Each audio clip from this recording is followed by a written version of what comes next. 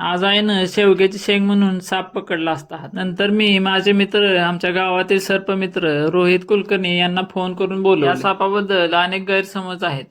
झाडावर राहतो म्हणून हा उडी मारून माणसाची टाळं फोडतो असे काही जण मानतात, पण हे पूर्णपणे चुकीचं आहे.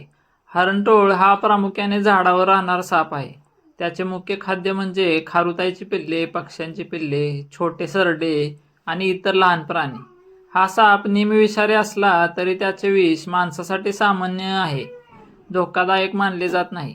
मात्र लहान प्राण्यांना याच्यापासून धोका होऊ शकतो. या सापाचे एक वैशिष्ट्य म्हणजे त्याच्या डोळ्यांच्या आडव्या बाहुल्या.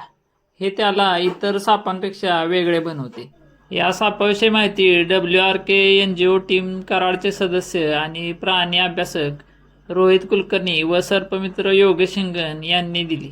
आपल्याला एकच विनंती, कोणताही साप दिसला तरी घाबरून त्याला मारू नका. जवळच्या सर्पमित्रांशी संपर्क साधा.